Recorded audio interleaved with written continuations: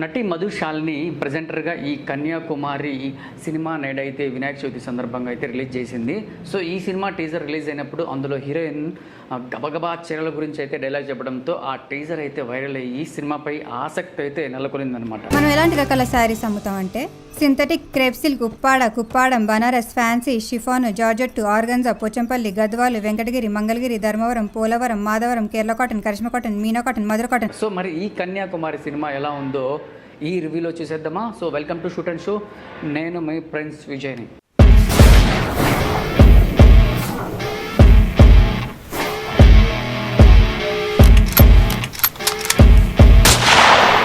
ఇక ఈ కథ విషయానికి వస్తే తిరుపతి అంటే మన హీరో శ్రీచరణ్, అంటే కన్యాకుమారి అంటే మన హీరోయిన్ గీత్ సైని. సో ఒకే స్కూల్లో చదువుతూ ఉంటారనమాట. సో తిరుపతికి కన్యాకుమారి అంటే చాలా చాలా ఇష్టం అనమాట. తిరుపతికి రైతు అవ్వాలి, వ్యవసాయం చేయాలని అనుకుంటాడు. కన్యాకుమారికి మాత్రము పెద్ద సాఫ్ట్వేర్ ఇంజనీర్ అవ్వాలని అనుకుంటుందన్నమాట. సో తిరుపతి చిన్నప్పుడే చదువు మానేసి రైతు అవుతాడు. దీంతో వీరిద్దరి మధ్య కనెక్షన్ అనేది కట్ అవుతుంది. సో ఇక కన్యాకుమారి ఇంట్లో ఆర్థిక ఇబ్బందుల వల్ల డిగ్రీ చేసి బట్టల షాప్లో పనిచేస్తూ ఉంటుంది.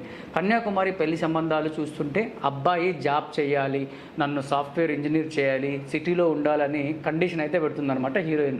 తిరుపతికి అయితే ఏమో రైతు అయితే పెళ్ళి అవ్వదని అనుకుంటాడు. సో అనుకోకుండా తిరుపతి ఫ్రెండ్ వల్ల కన్యాకుమారి, తిరుపతి ఇద్దరు కలుసుకుంటారు. తిరుపతి మళ్ళీ పాత ప్రేమని బయటకు తీసి కన్యాకుమారి వెంట అయితే పడతాడనమాట. మొత్తానికి కన్యాకుమారి మాత్రము తిరుపతి రైతు అని చెప్పేసి అసలు పట్టించుకోదు. ఎలాగైనా తిరుపతి ఆమె వెనకాల తిరిగి మళ్ళీ లవ్లో అయితే పడేస్తాడనమాట. కానీ ఆ ప్రేమ బయటపడే లోపే తను సాఫ్ట్వేర్ ఇంజనీర్ అవ్వడానికి సపోర్ట్ చేస్తున్నారన్న కన్యాకుమారి ఇంట్లో చూసిన సంబంధానికైతే ఓకే చెప్పేస్తుంది, గ్రీన్ సిగ్నల్ ఇచ్చేస్తుంది. సో మొత్తానికి కన్యాకుమారి ఇంట్లో చూసిన సంబంధానికి ఓకే చెప్పేసి వెళ్ళిపోతుందనమాట. సో కనీసం నీకు ఉద్యోగం కూడా లేదు అని తిరుపతిని ప్రశ్నిస్తుందనమాట. దీంతో తిరుపతి కన్యాకుమారి కోసము వ్యవసాయం మానేసి వారికి ఇష్టం లేకపోయినా కూడా జాబ్లో జాయిన్ అయితే అయిపోతాడు. మరి కన్యాకుమారికి పెళ్ళయిందా?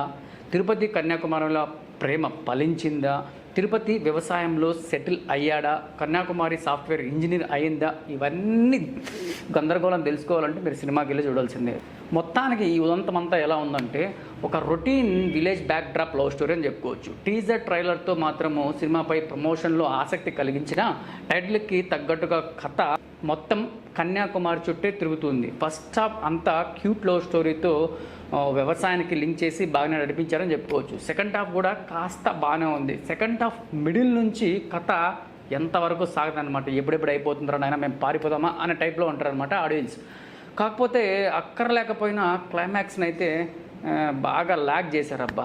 అయితే పవన్ కళ్యాణ్ తొలి ప్రేమ సినిమా అయితే మీకు లాస్ట్లో గుర్తుకొస్తుంది అనమాట.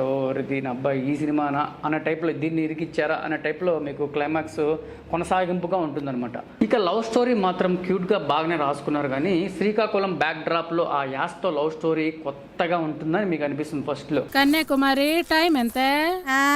టైం తెలుసుకుని మీటింగ్కి వెళ్తావా ఏంటి? గొప్ప గేర దీనికి. అక్కడక్కడ కామెడీ కాస్త వర్కౌట్ అయితే బాగానే అయింది. అలాగే ఆడపిల్ల చదవాలి, ఎదగాలి అనే కాన్సెప్ట్తో పాటు రైతు, వ్యవసాయం విలువలు ఇంటర్నల్గా బాగా చూపించారు. లవ్ స్టోరీలు చూసే వాళ్ళకి మాత్రమైతే ఈ సినిమా ఓ మేరకైతే నచ్చొచ్చని నాకు అనిపిస్తూ ఉంది. సో మొత్తానికి నటీనటులు ఎవరు ఎలా చేశారంటే కన్యాకుమారి టైటిల్ పాత్రలో గీత్ సైని పర్ఫెక్ట్గా సెట్ అయింది. విలేజ్ అమ్మాయిల లైఫ్లో ఎదగాలి అన్న గోల్ ఉన్న అమ్మాయి పాత్రలో బట్టల షాప్లో సేల్స్ గర్ల్గా, లవ్ స్టోరీలో క్యూట్గా బాగా నటించి మెప్పించిందని చెప్పుకోవచ్చు. హీరో శ్రీచరణ్ ఒక రైతుగా మంచి మెసేజ్ ఇస్తూ ప్రేమ కథలో కూడా పర్వాలేదనిపించాడు. భద్రం కాస్త నవ్వించే ప్రయత్నం అయితే చేశాడు. మిగిలిన నటీనటులను కొత్త వాళ్ళు అంతా వారి వారి పాత్రలో బాగానే నటించారని చెప్పుకోవచ్చు. సాంకేతికంగా చూసుకున్నట్లయితే సినిమా పర్వాలేదు. సినిమాటోగ్రఫీ, విజువల్స్ బాగానే ఉన్నాయి. Background music average. సాంగ్స్ అయితే ఒకసారి వినొచ్చు. రొటీన్ ప్రేమ కథ అయినా కాస్త ఫ్రెష్ ఫీలింగ్ కలిగేలా రాసుకున్నాడు దర్శకుడు.